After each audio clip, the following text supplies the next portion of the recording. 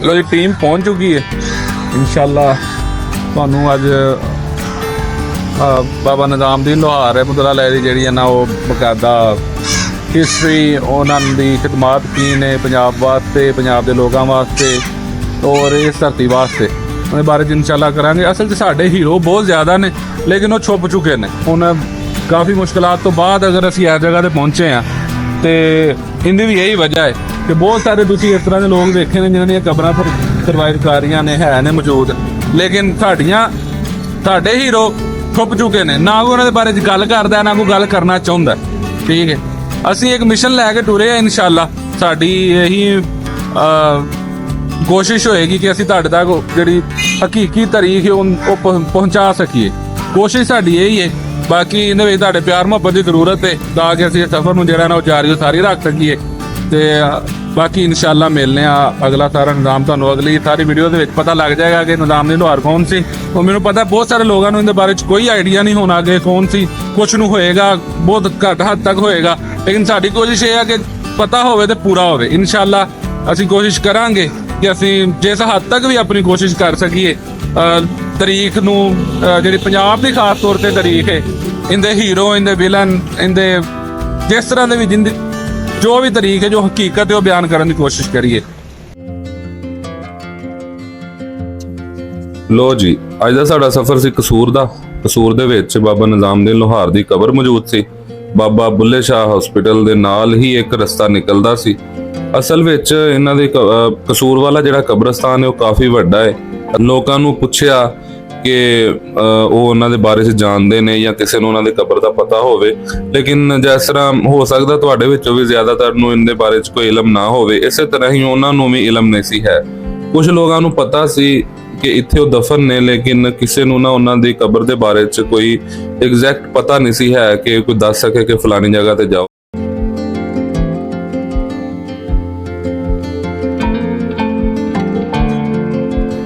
ਲੇਕਿਨ ਆਖਿਰਕਾਰ ਅਸੀਂ ਕੋਈ ਪਹਿਲੇ ਵੀ ਵੀਡੀਓ ਇੱਕ ਵੇਖ ਚੁੱਕੇ ਸਾਂ, ਲੇਕਿਨ ਸਾਨੂੰ ਕੋਈ ਨਾ ਸਮਝ ਨਹੀਂ ਆਈ। ਵਲੋਗਰ ਆਏ ਹੈ ਸਨ, ਲੇਕਿਨ ਉਹ ਕਿਤੇ ਵਿੱਚੋਂ ਕਬਰਸਤਾਨ ਪਿੱਛੇ ਗੱਡੀ ਖੜੀ ਕਰਕੇ ਨਿਕਲ ਆਏ ਸਨ। ਔਰ ਇਹ ਜਿਹੜੀ ਇਹਨਾਂ ਦੀ ਕਬਰ ਸੀ ਇਹ ਬਿਲਕੁਲ ਰੋਡ ਦੇ ਨਾਲ ਹੀ ਹੈ। ਦੇਖੋ ਨਾ, ਇਹ ਅਸੀਂ ਬਿਲਕੁਲ ਪਹੁੰਚਿਆ ਜਿਹੜਾ ਮਜ਼ਾਰ ਜਿਹਾ ਬਣਿਆ ਇਹਦੇ ਨਾਲ ਹੀ ਬਿਲਕੁਲ ਨੀਚੇ।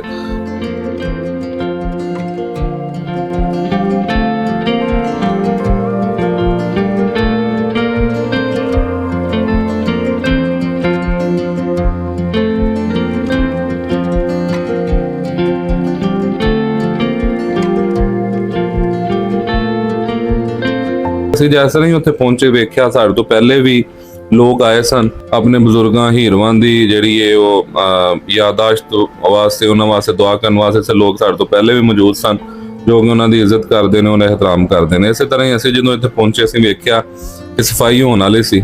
ਅਸੀਂ ਉਹਨਾਂ ਦੀ ਕਬਰ ਤੇ ਸਫਾਈ ਕੀਤੀ, ਜੋ ਕਰ ਸਕਦੇ ਸਾਂ ਆਪਣੀ ਕੋਸ਼ਿਸ਼ ਕੀਤੀ। ਉਸ ਤੋਂ ਬਾਅਦ ਸਫਾਈ ਕਰਨ ਤੋਂ ਬਾਅਦ ਅਸੀਂ ਜਨਾਬ ਇੱਥੇ ਫੁੱਲ ਨਾਲ ਲੈ ਕੇ ਆਏ ਸਾਂ। ਫੁੱਲਾਂ ਦੀ ਇੱਕ ਉਹਨਾਂ ਦੀ ਕਬਰ ਦੇ ਉੱਤੇ ਤਹਿ ਲਾਈ।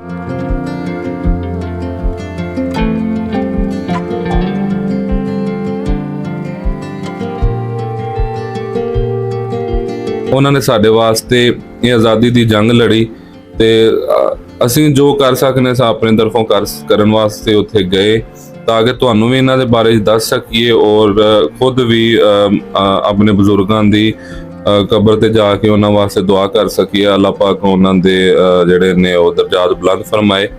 ਇਸ ਤੋਂ ਬਾਅਦ ਅਸੀਂ ਦੁਆ ਕੀਤੀ ਔਰ ਬਾਕੀ ਅੱਗੋਂ ਇਨਸ਼ਾਅੱਲਾ ਤੁਸੀਂ ਦੇਖੋਗੇ ਉਹਨਾਂ ਦੇ ਬਾਰੇ ਤੁਹਾਨੂੰ ਦੱਸਨੇ ਆ। ਉਮੀਦ ਕਰਨੇ ਆ ਤੁਹਾਨੂੰ ਇਹ ਵੀਡੀਓ ਪਸੰਦ ਆਏਗੀ। ਅਗਰ ਤੁਹਾਨੂੰ ਇਹ ਵੀਡੀਓ ਸਾਡੀ ਪਸੰਦ ਆਏ, ਲਾਈਕ, ਸ਼ੇਅਰ ਤੇ ਸਬਸਕ੍ਰਾਈਬ ਲਾਜ਼ਮੀ ਕਰ ਦੇਣਾ। ਤੁਹਾਡੇ ਵੱਲੋਂ ਸਾਡਾ ਇਹੀ ਤੋਹਫਾ ਹੈ। ਠੀਕ ਹੈ, ਤੁਹਾਡੀ ਸਪੋਰਟ ਦੀ ਜ਼ਰੂਰਤ ਹੈ। ਉਮੀਦ ਕਰਨੇ ਆ ਕਿ ਤੁਸੀਂ ਸਾਨੂੰ ਸਪੋਰਟ ਕਰੋਗੇ ਜਿਸ ਹੱਦ ਤੱਕ ਕਰ ਸਕਦੇ ਹੋ। ਤੇ ਆਓ ਅਗੇ ਵੀਡੀਓ ਦਾ ਬਕਾਇਦਾ ਆਗਾਜ਼ ਕਰਨੇ ਆ। ਮੈਥੋਂ ਜਿੱਤ ਕੇ ਜ਼ਾਲਮ ਹਾਰ ਜਾਣਾ ਹੈ, ਮੇਰਾ ਹਰਨ ਤੋਂ ਬਾਅਦ ਵੀ ਨਾ ਰਹਿਸੀ। ਮੇਰੇ ਜ਼ਰਫ ਦੀਆਂ ਲੋਕ ਮਿਸਾਲਾਂ ਦੇ ਸਨ, ਚੁੱਪ ਕਰਨ ਤੋਂ ਬਾਅਦ ਵੀ ਨਾ ਰਹਿਸੀ।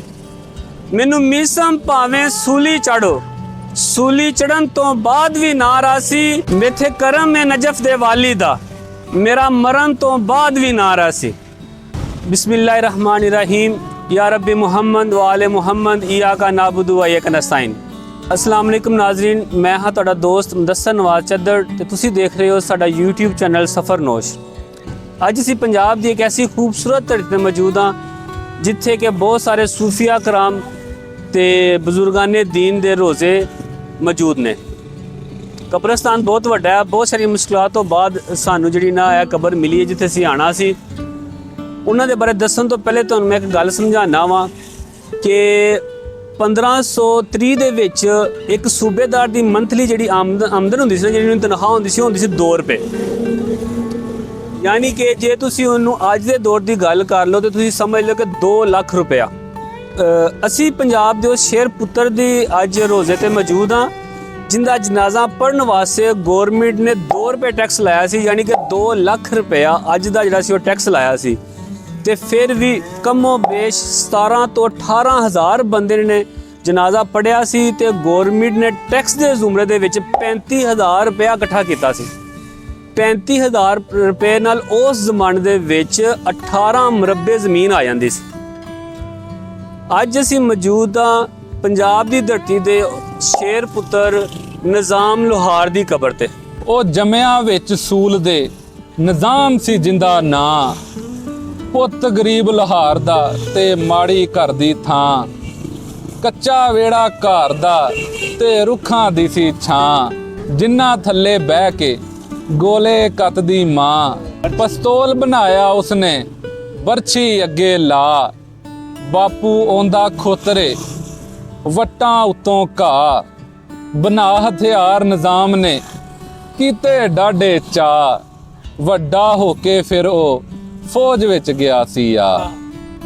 ਅਸਲਾਮ ਵਾਲੇਕੁਮ ਨਾਜ਼ਰੀਨ, ਮੈਂ ਹਾਂ ਤੁਹਾਡਾ ਵੀਰ ਤੇ ਭਰਾ ਜ਼ਹੇਬ ਜ਼ਫਰ ਕੰਬੋ ਤੇ ਤੁਸੀਂ ਵੇਖ ਰਹੇ ਹੋ ਸਾਡਾ ਆਫੀਸ਼ੀਅਲ YouTube ਚੈਨਲ ਸਫਰਨੋਸ਼।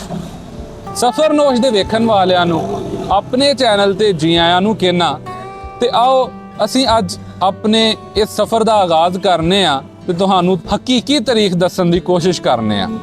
ਪੰਜਾਬ ਦੀ ਤਾਰੀਖ ਦੱਸਦੀ ਏ ਕਿ ਇੱਥੇ ਭਾਵੇਂ ਸਿਕੰਦਰ ਆਜ਼ਮ ਹੋਵੇ ਜਾਂ ਮਗਰਬ ਤੋਂ ਆਉਂਦੇ ਹੋਏ ਲੁਟੇਰੇ ਜਾਂ ਉਹ ਲੋਕ ਜਿਨ੍ਹਾਂ ਨੇ ਪੰਜਾਬ ਦੇ ਉੱਤੇ ਹਕੂਮਤ ਕਰਨੀ ਚਾਹੀ, ਮੁਗਲਿਆ ਦੌਰ ਹੋਵੇ ਜਾਂ ਅੰਗਰੇਜ਼ ਰਾਜ ਦੇ ਵਿੱਚ ਹੁੰਦੇ ਹੋਣ ਜ਼ੁਲਮ ਹੋਣ, ਪੰਜਾਬ ਦੇ ਅਣਖੀ ਪੁੱਤਰਾਂ ਨੇ ਔਰ ਇੱਥੋਂ ਦੇ ਦਲੇਰਾਂ ਨੇ ਹਮੇਸ਼ਾ ਜਾਬਰ ਦਾ ਸਾਹਮਣਾ ਕੀਤਾ ਔਰ ਪੰਜਾਬ ਦੀ ਤਾਰੀਖ ਨੂੰ ਆਪਣੇ ਲਹੂ ਨਾਲ ਲਿਖਿਆ ਹੈ। ਅੱਜ ਅਸੀਂ ਪੰਜਾਬ ਦੇ ਜਿਸ ਅਣਖੀ ਪੁੱਤਰ ਦੀ ਗੱਲ ਕਰਨ ਜਾ ਰਹੇ ਹਾਂ, ਦੁਨੀਆ ਉਹਨੂੰ ਨਿਜ਼ਾਮਦੀਨ ਲੋਹਾਰ ਦੇ ਨਾਮ ਤੋਂ ਜਾਣਦੀ ਹੈ। ਨਿਜ਼ਾਮ 1835 ਵਿੱਚ ਇੱਕ ਮੁਕੱਦਸ ਸ਼ਹਿਰ ਤਰਨ ਤਾਰਨ ਵਿੱਚ ਪੈਦਾ ਹੋਇਆ। ਉਹਦਾ ਬਾਪ ਇੱਕ ਗਰੀਬ ਲੋਹਾਰ ਸੀ ਔਰ ਉਹਦੇ ਘਰ ਦੇ ਵਿੱਚ ਇੱਕ ਉਮਰ ਰਸੀਦਾ ਮਾਂ ਸੀ। ਨਿਜ਼ਾਮ ਦੀ ਮਾਂ ਲੋਕਾਂ ਦੇ ਘਰਾਂ ਦੇ ਵਿੱਚ ਕੰਮ ਕਰਕੇ ਆਪਣਾ ਗੁਜ਼ਰ ਬਸਰ ਕਰਦੀ ਸੀ। ਅੱਜ ਇਸ ਹੀ ਅਣਖੀ ਪੁੱਤਰ ਦੀ ਤੁਹਾਨੂੰ ਤਾਰੀਖ ਦੱਸਣ ਜਾ ਰਹੇ ਹਾਂ। ਇਹ ਹਮੇਸ਼ਾ ਤੋਂ ਹੀ ਹੁੰਦਾ ਆਇਆ ਹੈ ਕਿ ਇਸ ਦੁਨੀਆ ਦੇ ਵਿੱਚ ਜ਼ੁਲਮ ਦੇ ਖਿਲਾਫ ਜਦੋਂ ਵੀ ਆਵਾਜ਼ ਉੱਠੀ ਹੈ, ਜ਼ਾਲਮ ਨੇ ਹਮੇਸ਼ਾ ਉਹ ਆਵਾਜ਼ ਬੰਦ ਕਰਾਉਣ ਦੀ ਹਰ ਮੁਮਕਿਨ ਕੋਸ਼ਿਸ਼ ਕੀਤੀ ਹੈ ਤੇ ਜ਼ੁਲਮ ਦੇ ਖਿਲਾਫ ਇਹ ਆਵਾਜ਼ ਚੁੱਕਣ ਵਾਲਿਆਂ ਨੂੰ ਹਮੇਸ਼ਾ ਬਾਗੀ ਜਾਂ ਡਾਕੂ ਹੀ ਕਰਾਰ ਦਿੱਤਾ ਜਾਂਦਾ ਰਿਹਾ ਹੈ। ਨਿਜ਼ਾਮ ਜਦੋਂ 5 ਸਾਲ ਦਾ ਹੋਇਆ ਤੇ ਉਹਦੀ ਮਾਂ ਨੇ ਉਹਨੂੰ ਪੜ੍ਹਨ ਵਾਸਤੇ ਸਕੂਲ ਦਾਖਲ ਕਰਾ ਦਿੱਤਾ ਤੇ ਉਹ ਸੋਚਦੀ ਸੀ ਕਿ ਨਿਜ਼ਾਮ ਵੱਡਾ ਹੋ ਕੇ ਇੱਕ ਵੱਡਾ ਅਫਸਰ ਬਣੇਗਾ, ਪਰ ਉਹਨੂੰ ਕੀ ਪਤਾ ਸੀ ਕਿ ਉਹਦੇ ਪੁੱਤਰ ਦੇ ਵਿੱਚ ਅੱਲਾਹ ਪਾਕ ਨੇ ਕਿਹੜੀਆਂ ਖੂਬੀਆਂ ਰੱਖੀਆਂ ਨੇ। ਸਕੂਲ ਦੇ ਵਿੱਚ ਨਿਜ਼ਾਮ ਆਪਣੇ ਹਮ ਉਮਰ ਬੱਚਿਆਂ ਤੋਂ ਦੂਰ ਹੀ ਰਹਿੰਦਾ ਸੀ। ਉਹਨਾਂ ਬੱਚਿਆਂ ਤੋਂ ਅਲੱਗ-ਥਲੱਗ ਤੇ ਇੱਕ ਵੱਖਰੀ ਹੀ ਸੋਚ ਦੇ ਵਿੱਚ ਗੁਆਚਿਆ ਰਹਿੰਦਾ ਸੀ। ਨਿਜ਼ਾਮ ਲੋਹਾਰ ਪੰਜਾਬ ਦੇ ਮਹਾਰਾਜਾ ਰਣਜੀਤ ਸਿੰਘ ਦੇ ਆਖਰੀ ਅਯਾਮ ਦੇ ਵਿੱਚ ਪੈਦਾ ਹੋਇਆ ਤੇ ਉਸ ਤੋਂ ਬਾਅਦ ਪੰਜਾਬ ਦੀ ਹਕੂਮਤ ਦੇ ਸਾਰੇ ਉਤਾਰ ਚੜ੍ਹਾਓ ਨਿਜ਼ਾਮ ਲੋਹਾਰ ਦੀਆਂ ਅੱਖਾਂ ਦੇ ਸਾਹਮਣੇ ਗੁਜ਼ਰੇ ਸਨ। ਇਸ ਵਜ੍ਹਾ ਤੋਂ ਨਿਜ਼ਾਮ ਲੋਹਾਰ ਨੂੰ ਇਸ ਗੱਲ ਦਾ ਪੱਕਾ ਯਕੀਨ ਸੀ ਪੰਜਾਬ ਦੇ ਉੱਤੇ ਤੇ ਕਿਸਾਨਾਂ ਦੇ ਉੱਤੇ ਹੋਣ ਵਾਲੇ ਜ਼ੁਲਮ ਤੇ ਪੰਜਾਬੀਆਂ ਦੀ ਇੱਜ਼ਤਾਂ ਜਿਹੜੀਆਂ ਨੇ ਉਹ ਮਹਿਫੂਜ਼ ਸਿਰਫ ਇਸ ਵਜ੍ਹਾ ਤੋਂ ਨਹੀਂ ਕਿ ਇਹਨਾਂ ਉੱਤੇ ਹਾਕਮ ਗੋਰੇ ਸਰਕਾਰ ਨੇ। ਨਿਜ਼ਾਮ ਲੋਹਾਰ ਸਕੂਲ ਸਿਰਫ 5ਵੀਂ ਤੱਕ ਪੜ੍ਹ ਸਕਿਆ ਸੀ। 5ਵੀਂ ਤੋਂ ਬਾਅਦ ਨਿਜ਼ਾਮ ਨੇ ਸਕੂਲ ਛੱਡਿਆ ਤੇ ਆਪਣੇ ਬਾਪ ਦੇ ਨਾਲ ਹੱਥ ਵੰਡਾਉਣਾ ਸ਼ੁਰੂ ਕਰ ਦਿੱਤਾ। ਜਦੋਂ ਉਹਨੇ ਆਪਣਾ ਬਾਈ ਕੰਮ ਸਿੱਖ ਲਿਆ ਤੇ ਉਹਦੀ ਜੋ ਸੋਚ, ਉਹ ਆਜ਼ਾਦਾਨਾ ਸੋਚ ਜਿਹੜੀ ਸੀ ਉਹ ਪ੍ਰਵਾਨ ਚੜ੍ਹਨ ਲੱਗ ਪਈ।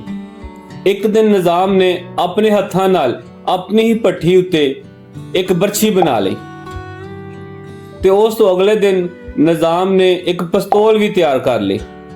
ਜਦੋਂ ਉਹ ਬਰਛੀ ਦੇ ਪਿਸਤੌਲ ਲੈ ਕੇ ਘਰ ਗਿਆ ਤੇ ਉਹਦੀ ਮਾਂ ਹੱਕੀ ਬੱਕੀ ਰਹਿ ਗਈ।